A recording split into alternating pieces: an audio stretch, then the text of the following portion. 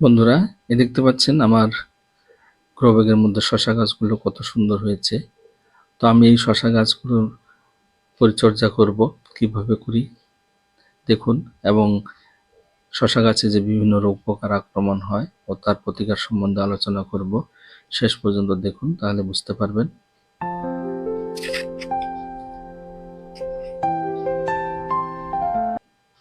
বন্ধুরা, সবাইকে স্বাগতম জানাই মুশফিক অর্গানিক গার্ডেনে।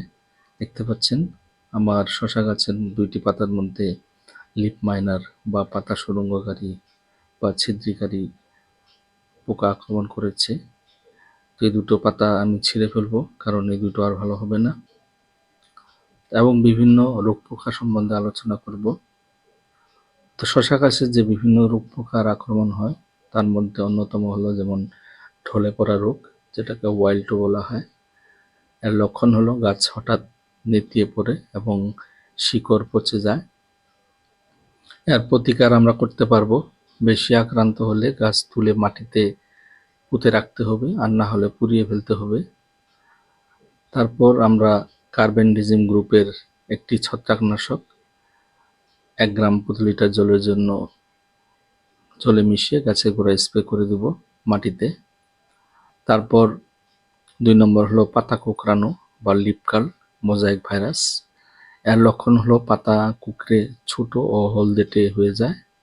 প্রতিকার সাদামাছি বা চাপ পোকা দমনে ইমিডাক্লোপ্রিড প্রতি লিটার জলের জন্য 1 ml করে নিয়ে গাছে স্প্রে করতে হবে আমাদেরকে। তারপর পাউডারি মিল্ডু। এর লক্ষণ হলো পাতায় সাদা পাউডারের মতো আবরণ দেখা যায়। প্রতিকার সালফার জাতীয় ছত্রাকনাশক স্প্রে করতে হবে আমাদেরকে, অথবা নিম তেল বা নিম তেলের সাথে সাবান জল মিশিয়ে আমরা গাছের পাতায় স্প্রে করে দেব, তাহলে আমাদের এই রোগটি ভালো হবে। তারপর গোড়া পচা বা স্টেম রট। লক্ষণ হলো গাছের গোড়ায় পচে যায়, মরে যায় গাছ। প্রতিকার জৈব সার ব্যবহার করতে হবে এবং ট্রাইকোডার্মা ব্যবহার করে আমাদের গাছের গোড়ায় ব্যবহার করতে হবে। অতিরিক্ত পানি ব্যবহার করা কমাতে হবে আমাদেরকে। এই ছিল আমাদের রোগ পোকার আক্রমণ এবং তার প্রতিকার।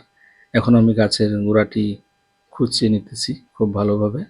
তো এভাবে আপনারাও খুঁচিয়ে নেবেন, কারণ আমি আজকে সার প্রয়োগ করব এই গাছের গোড়ায়। তো কি সার প্রয়োগ করি দেখে নিন। তা আপনারা খুব সতর্কের সাথে গাছের গোড়াটি খুঁচিয়ে নেবেন, যাতে করে আমাদের শিকড়গুলো কেটে না যায়। এইভাবে খুঁচিয়ে নেওয়ার পর তারপর আমি সকাল দিকে কিছু সার ভিজিয়ে রাখতেছি। আমি প্রথমে নিয়ে নিলাম 2 মুঠো পটাশ সার, কারণ আমি 2টি গ্রো ব্যাগে ব্যবহার করব। একটি গ্রো ব্যাগের জন্য 1 মুঠোই যথেষ্ট। তো এই বালতিতে দেখতে পাচ্ছেন আমার জল আছে, আমি 2 মুঠো নিয়ে নিলাম অর্গানিক পটাশ। এগুলো গ্রেনুলস আকারে থাকে। তারপর নিয়ে নিচ্ছি রক ফসফেট, এটি পাউডার ফর্মে থাকে। তো এটিও নিয়ে নিচ্ছি আমি 2 মুঠো, কারণ আমাদেরকে পটাশ এবং ফসফেট গাছের মজবুতিকে বাড়ায়, সেজন্য আমাদেরকে ফসফেট এবং পটাশ সার প্রয়োগ করা দরকার গাছে।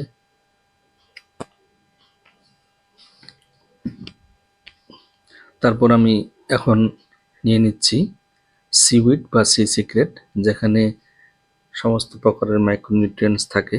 একটা গাছের জন্য যত প্রয়োজন সব ধরনের মাইক্রোনিউট্রিয়েন্টস এই সিউইড বা সি সিক্রেটে থাকে।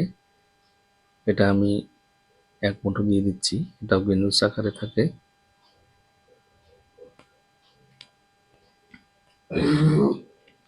তারপর আমি দিয়ে দিচ্ছি এখন হিউমিক প্লাস ফুলভিক অ্যাসিড 98। এটা একটা ম্যাজিক সার আমি নাম রেখেছি। এটি গাছের শিকড়কে মজবুত করে, গাছের খিদেকে বাড়ায়, গাছকে দ্রুত গতিতে বাড়তে সাহায্য করে। সেই জন্য এই সারটি খুব দরকার ব্যবহার করার জন্য গাছের গোড়ায়।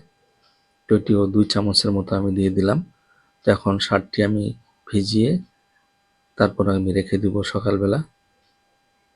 মোটামুটি 7-8 ঘন্টার মতো ভিজে গেলে আমাদের সারটি ভিজে যাবে, লিকুইড ফর্ম হয়ে যাবে, তখন আমরা লিকুইড সার হিসেবে গাছের গোড়ায় প্রয়োগ করতে পারবো। গাছের গোড়ায় লিকুইড সার প্রয়োগ করলে গাছ শিকড়ের মাধ্যম দিয়ে দ্রুত গতিতে নিউট্রিয়েন্টস টানতে পারবে। তো আমি যে খুঁজে নিয়েছিলাম, তারপর এখন আমি নিয়ে নিচ্ছি সিটি কম্পোস্ট সার। আপনারা এর পরিবর্তে গোবর সার, কেঁচো সার বা ভার্মি কম্পোস্ট নিতে পারেন। তো এভাবে আমি মোটামুটি আধা কিলোর মতো দিয়ে দিচ্ছি। তারপর আমি দিয়ে ভালো করে হাত দিয়ে মিশিয়ে দিব, যেহেতু আমি খুঁজে নিয়েছি আগে। তো এভাবে আপনারাও খুঁজে নিয়ে তারপর গাছের গোড়ায় সার প্রয়োগ করবেন, তাহলে আমাদের সারগুলো মাটির নিচে যাবে এবং খুব দ্রুত গতিতে কাজ শুরু করবে সারের।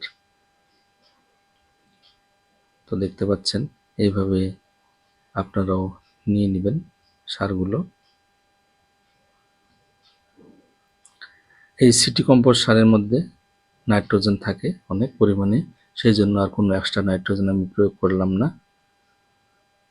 তারপর যে সকালবেলা সারগুলো আমি গুলিয়ে রেখেছিলাম, ভিজিয়ে রেখেছিলাম, সেই সারগুলো হাত দিয়ে এখন কচলে কচলে আমি গুলিয়ে নিচ্ছি, যাতে করে একদম সব মিশে যায়। এভাবে আপনারাও লিকুইড সার বানাতে পারবেন। তারপর এগুলো আমি এখন গাছের গোড়ায় প্রয়োগ করব 1 মগের মতো। দেখতে পাচ্ছেন আমার লিকুইড সার বানানো হতেছে। এভাবে আপনারাও সারগুলো ভালো করে হাত দিয়ে মিশিয়ে নেবেন কচলে কচলে। তারপর আমি এখন আমার মেশানো হয়ে গেল, এখন আমি মগ দিয়ে অল্প আরো ভালো করে মিশিয়ে নিচ্ছি। মিশিয়ে নিয়ে তারপরে আমি গাছের গোড়ায় প্রয়োগ করব। 1 মগ পরিমাণ আমি প্রয়োগ করব, কারণ এখানে 2 মগ আছে। আরেকটি গ্রো ব্যাগে আরেক মগ প্রয়োগ করব। তো এভাবে প্রয়োগ করবেন আপনারাও, আর কোনো নাইট্রোজেন যুক্ত সার প্রয়োগ করার দরকার নেই। সিটি কম্পোস্ট সারে যে নাইট্রোজেন আছে সেটাই যথেষ্ট গাছের জন্য। তারপর আমি বিভিন্ন রোগ পোকার আক্রমণ থেকে গাছকে রক্ষা করার জন্য আমি নিম তেল নিয়ে নিচ্ছি। এটি আমি 2 ml প্রতি লিটার জলের জন্য নিয়ে নিব। 4 ml নিব, আমার জারটিতে 2 ml 2 লিটার জল আছে। আমি 4 ml নিয়ে নিলাম। তারপর ভালো করে আমি মিশিয়ে নেব, অফ ক্যামেরায় ভালো করে মিশিয়ে নেব আমি। খুব ভালো করে আপনারাও মিশিয়ে নেবেন ছাঁকিয়ে। আমি অফ ক্যামেরায় ভালো করে মিশিয়ে নিয়েছি। তারপর আমি এখন পাম্প দিয়ে স্প্রে করে দেব। দেখতে পাচ্ছেন আমার স্প্রে করা হতেছে। সম্পূর্ণ পাতা এবং কাণ্ড যা কিছু আছে সব কিছুর মধ্যে এই নিম তেলটি ব্যবহার করবেন। তো বন্ধুরা, ভিডিওটি কেমন লাগলো কমেন্টসের মাধ্যমে জানাবেন, এবং নতুন বন্ধু যারা আমার এই ভিডিওটি দেখতেছেন, আপনারা যদি সাবস্ক্রাইব না করে থাকুন প্লিজ সাবস্ক্রাইব করে নেবেন আমার চ্যানেলটি। নোটিফিকেশনের জন্য বেল আইকনটি অবশ্যই প্রেস করে নেবেন। সবাইকে ধন্যবাদ জানাই, ভিডিওটি এখানেই শেষ করে দিলাম।